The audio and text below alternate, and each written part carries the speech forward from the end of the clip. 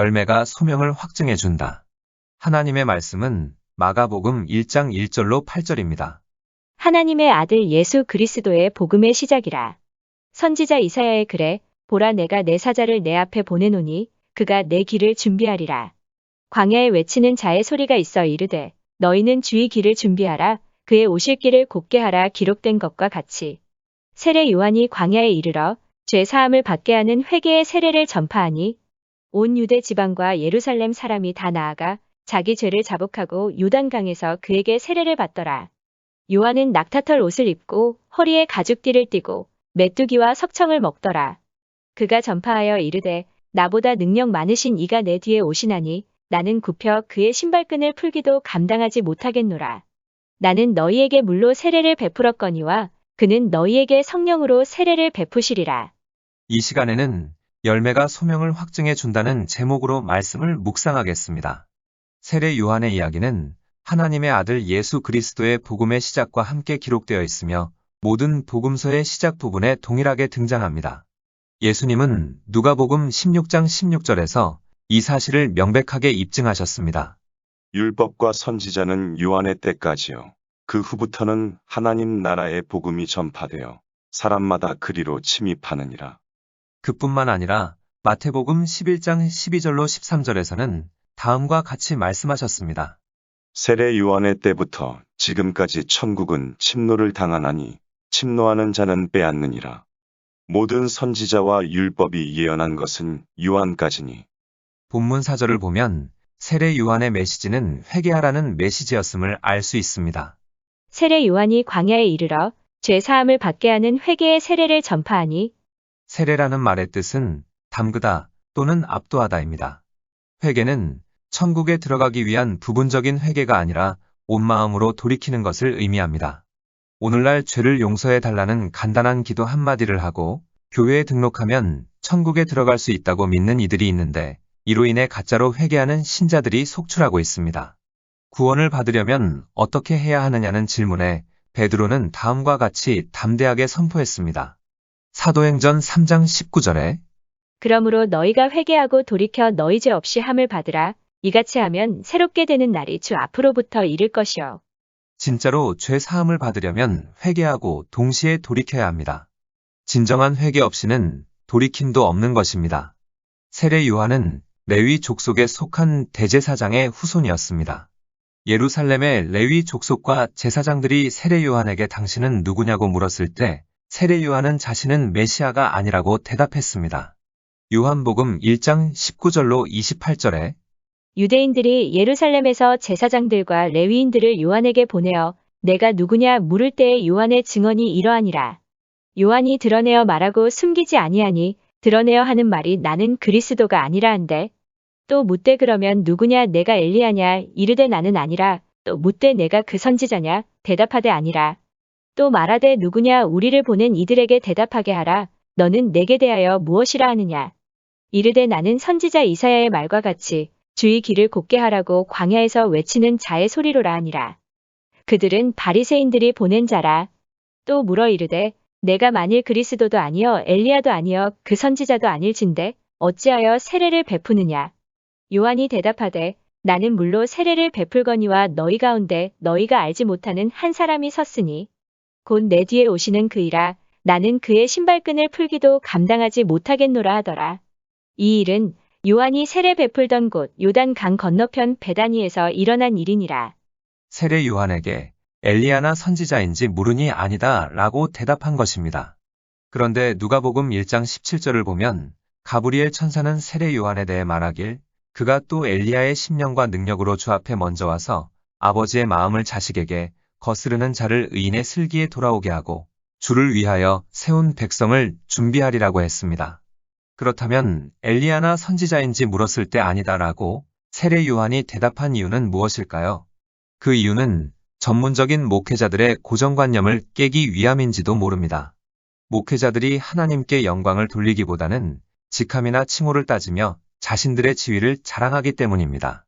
언제부터인가 목회는 대형 비즈니스가 되었습니다. 기독교 방송을 들으며 신자들은 구경꾼으로 머물러 있고 기독교 음악은 하나님의 기준이 아닌 세상의 패턴을 따라가고 있습니다. 목회자들은 많은 돈을 주는 집회나 교회에 가길 선호하고 돈을 받고 방송에 출연하길 원하고 또 출연합니다. 유명한 설교자들은 성령에 의해 스케줄을 잡는 것이 아니라 매니저나 비서에 의해 움직이기도 합니다. 이러한 사람들은 사역이라고 부르지만 사역이 아니라 오락을 강조합니다. 또 많은 사람이 세상의 메시지를 전하려면 세상과 비슷하게 되어야 한다고 말을 합니다. 그렇다면 이러한 사람들이 전하는 메시지의 핵심은 과연 무엇이냐는 것입니다. 설교자의 삶의 스타일은 자신이 전하는 메시지보다 더 많은 것을 말해줍니다. 또 오늘날 개종한 사람들의 수준은 어떨까요? 이들이 예수님을 위해 모든 것을 버릴 준비가 된 사람들인지 아니면 세상과 하나님을 동시에 사랑하면서 양다리 걸치고 있는 사람들인지 우리는 이러한 것들을 생각하며 자신의 신앙을 재점검할 필요가 있습니다. 또 여러 교회 홍보물을 보면 사역 간에 서로 경쟁하는 것처럼 보이기도 합니다. 이것이 사역인지 대형 비즈니스인지 의아해하는 성도들이 늘고 있는 것 또한 사실입니다. 어떤 예언자가 예언 학교를 열면 사람들은 참석해서 주변 명소를 구경하다가 마지막 날엔 예언자가 됩니다. 어떤 은사자가 은사 학교를 열면 사람들은 참석해서 주변 명소를 구경하다가 마지막 날엔 은사자가 됩니다. 어떤 목사님은 연례 집회를 개최해서는 그 집회에 참석하기만 하면 일생이 바뀌는 변화가 온다고 선전합니다. 이러한 집회는 상당히 많이 있습니다. 마치 연예인들이 서로 인기를 경쟁하듯이 목사님들도 이렇게 하는 것입니다. 그러나 이러한 분들이 설교하는 것을 들어보면 자신의 사역이 얼마나 성공적이며 자신이 얼마나 좋은 일을 하고 있는지에 대한 자랑뿐입니다. 이러한 집회에서는 누가 주목을 받고 있는지 주님인지 아니면 자신의 사역인지 의문을 제기하지 않을 수 없습니다. 사도 바울은 갈라디아서 1장 10절에서 이제 내가 사람들에게 좋게 하랴, 하나님께 좋게 하랴, 사람들에게 기쁨을 구하랴, 내가 지금까지 사람들의 기쁨을 구하였다면 그리스도의 종이 아니니라고 분명하게 말했습니다. 여기에서 기쁨을 구하였다에 사용된 헬라어는 아레스코입니다. 이 단어에 관한 사전적인 정의는 사람들의 감정을 고조시켜서 즐겁게 해준다라는 뜻입니다. 일반인이 사용하는 언어로 표현하자면 허풍치다 내지는 사기친다라는 뜻입니다. 그러므로 사도 바울의 말을 다르게 표현하자면 내가 허풍을 치면서 사람들의 감정을 고조시킨다면 나는 그리스도의 종이 아니다라는 것입니다. 피상적으로 사람을 웃기거나 자극시키면 사람들은 금세 들뜨거나 흥분하며 기분 좋아합니다. 그러면서 그저 감정적으로 고조된 상태를 성령께서 임재했다고 착각합니다. 또 부흥도 없는 부흥회를 하는 경우가 있고 거짓을 진리라고 선포하기도 합니다. 세례 요한에게 접근했던 사람들은 직함과 지위, 명성이 있는 사람들이었습니다. 그들은 대중을 잘 조종함으로써 목회에 성공한 사람들이었습니다. 이들이 세례 요한을 찾아온 것은 세례 요한의 메시지를 들으려는 것이 아니라 세례 요한의 이야기를 들어보고 비판하기 위함이었습니다. 많은 사람이 광야로 나아가서 세례 요한의 메시지를 듣고 있었기 때문에 그들은 세례 요한을 경계했던 것입니다. 이러한 동기를 가지고 종교 지도자들이 세례 요한을 만나려고 광야에 왔기에 세례 요한은 그들을 독사의 자식들이라고 불렀던 것입니다. 종교라는 가면을 쓴 마음이 순수하지 못한 종교 지도자들이라는 것을 세례 요한은 알았던 것입니다.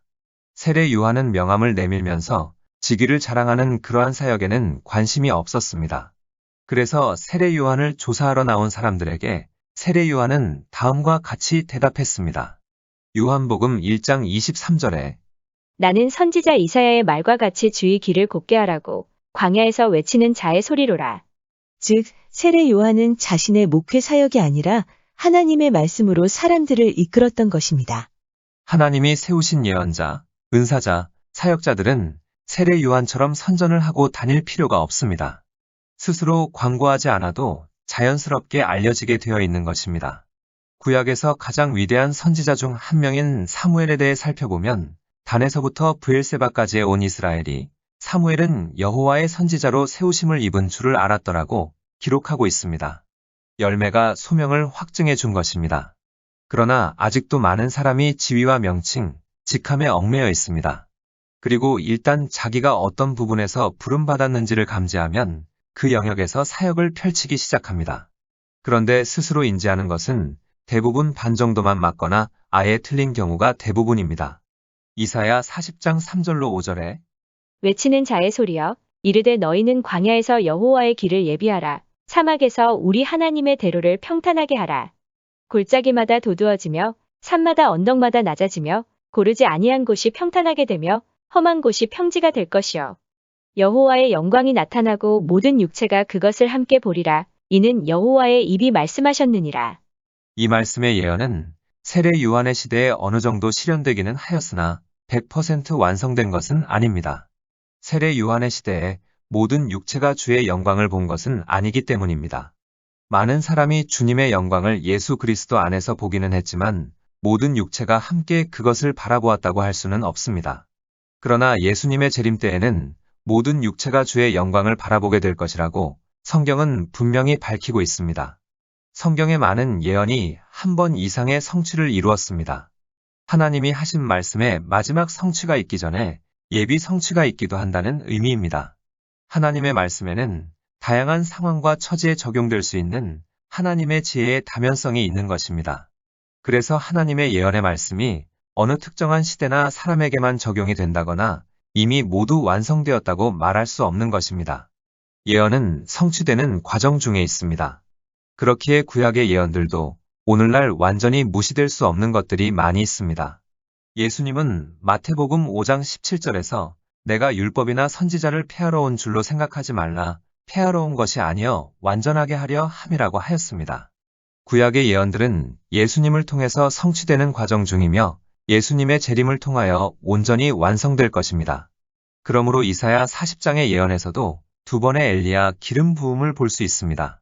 한 번은 예수님의 초림에 이루어졌고 다른 한 번은 예수님의 재림 때에 이루어질 것입니다. 혹자는 이사야 40장 3절에서 왜 외치는 자의 소리라고 표현했는지 의문을 제기하기도 합니다. 말세에는 예언 사역과 목회 사역의 목적이 다르지 않을 것입니다.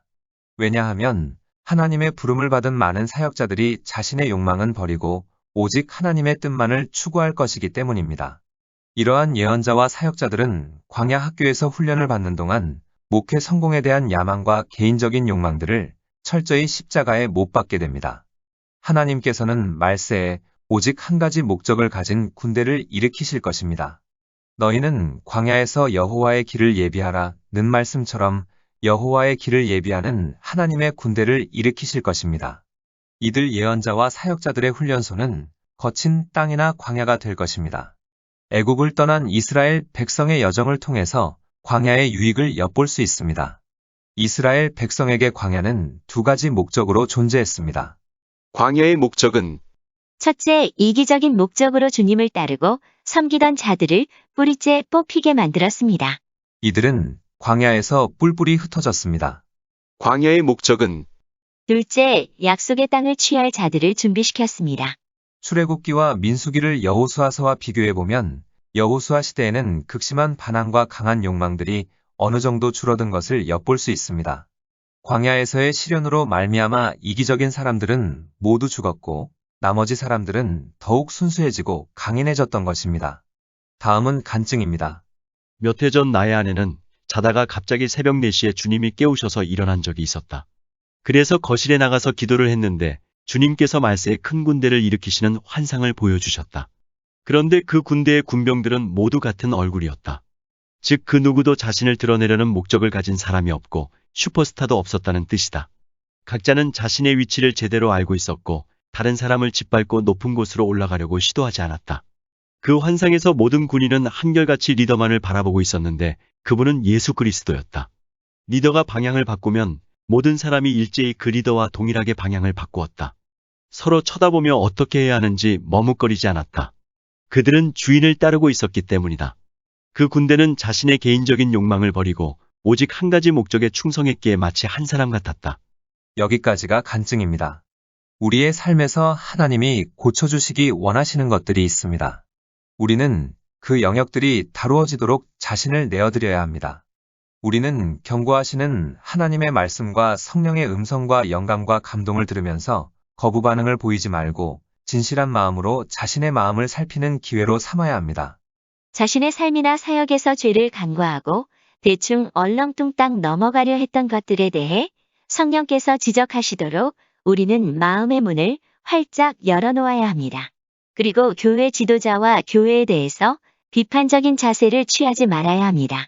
교회 지도자가 그릇되었을 때 그것을 비판하는 사람은 비판의 내용에 상관없이 그 자체로 또 다른 잘못을 범하는 것입니다. 잘못하는 사람들이 모이면 잘 되는 일이 하나도 없습니다. 우리가 기도하고 말씀을 듣는 것은 잘못된 것들을 버리고 하나님께 가까이 나아가기 위함입니다. 그런데 교회와 남을 판단하게 되면 이러한 목표에 도달할 수 없게 됩니다. 그렇기 때문에 우리가 분별은 해야 하지만 판단을 해서는 안 되는 것입니다. 하나님은 사무엘이 어렸을 적부터 엘리 제사장 밑에서 자라게 하셨습니다. 엘리에게는 사무엘보다 더 높은 직위를 가진 두 아들이 있었습니다. 이 두 아들은 사악하고 타락했으나 엘리 제사장은 자녀들의 죄악에 대하여 적당히 넘어갔습니다. 그 타락이 너무 극심했기에 하나님의 말씀조차 내리지 않았던 것입니다. 사무엘상 3장 1절을 보면 아이 사무엘이 엘리 앞에서 여호와를 섬길 때에는 여호와의 말씀이 희귀하여 이상이 흔히 보이지 않았더라고 기록하고 있습니다. 그러나 사무엘은 엘리 제사장을 개인적으로 공격하지 않았습니다. 엘리 제사장은 하나님의 선지자가 아니다라고 말한다든지 엘리 제사장을 타도하고 엘리의 리더십을 전복시키려 하지 않았던 것입니다. 반대로 사무엘은 엘리 앞에서 여호와를 섬겼다라고 성경은 기록하고 있습니다. 하나님은 사무엘을 통해서 엘리와 그 아들들에게 경고를 주셨습니다. 그러나 그들은 경고의 말을 듣지 않았고 그래서 하나님께서는 직접 엘리와 그 두 아들을 심판하셨던 것입니다. 그리고 하나님은 사무엘을 엘리를 이은 선지자로 세우셨습니다. 또 하나님은 다윗을 사울 왕의 지도 아래에 놓으셨습니다. 그러나 거만한 사울은 다윗이 자신의 왕위를 노린다는 불안한 생각이 들어서 다윗을 제거하려고 수도 없이 시도했습니다. 노비라는 도시에서 어느 제사장이 다윗을 숨겨주고 다윗에게 먹을 것을 공급했을 때 사울은 그 도시에 거주하던 85명의 에봇을 입은 제사장을 칼로 살육했습니다. 사울은 물불을 가리지 않고 온갖 수단과 방법을 다 동원하여 다윗을 죽이려고 했던 것입니다. 하루는 3,000명의 병사를 이끌고 다윗을 죽이려고 나선 적도 있었습니다. 그런데 사울의 군대가 잠들었을 때 요압의 동생 아비새와 다윗이 몰래 그들의 장막으로 들어갔습니다. 다윗이 잠든 사울 곁으로 다가갔을 때 아비새가 다윗에게 말했습니다. 하나님이 오늘 당신의 원수를 당신의 손에 넘기셨나이다. 그러므로 청하오니 내가 창으로 그를 찔러서 단번에 땅에 꽂게 하소서. 내가 그를 2번 찌를 것이 없으리이다. 그러나 다윗은 만류했습니다. 죽이지 말라. 누구든지 손을 들어 여호와의 기름 부음 받은 자를 치면 죄가 없겠느냐. 다윗은 하나님의 종을 판단하거나 정죄하지 않았습니다. 다윗은 하나님께서 판단하시도록 했습니다. 하나님은 사울을 심판하셨고 사울은 길보아 산에서 블레셋과의 전투에서 자결하고 아들들은 죽임을 당했습니다. 사울의 사망 소식을 들은 다윗은 기뻐하기보다 애통한 마음으로 장송곡을 지어 불렀으며 다윗의 모든 군대도 사울을 위한 애도에 참여했습니다. 하나님의 종을 심판하시는 분은 하나님이십니다. 그러므로 주의 종에게 대적하거나 주의 종을 비판하지 말아야 합니다. 기도하시겠습니다. 말세 하나님께서는 주의 재림을 준비하도록 하나님의 사람들을 많이 세우실 것인데 우리 모두가 흠없는 신부로 주 앞에 서게 하옵소서. 또 사단도 거짓 선지자들을 세워 많은 사람들을 유혹할 터인데 우리에게 분별의 영을 주셔서 속지 않게 하옵소서. 또 우리에게 부분적인 회개가 아닌 온 마음으로 돌이키는 회개의 영을 부어주시고 우리 모두가 자신의 욕망은 버리고 오직 하나님의 뜻만을 추구하게 하옵소서. 경고하시는 하나님의 말씀과 성령의 음성과 영감과 감동을 들으면서 거부 반응을 보이지 말고 진실한 마음으로 자신의 마음을 살피고 회개하는 지혜로운 자들이 되게 하옵소서.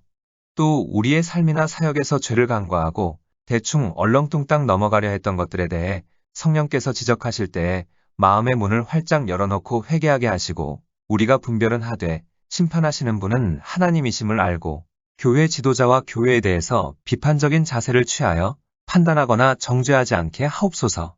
예수님의 이름으로 기도드립니다. 아멘. 하나님께서는 내 형편이 어떠하든 내 신분이 무엇이든 무슨 죄를 지었든 변함없이 나를 사랑하십니다.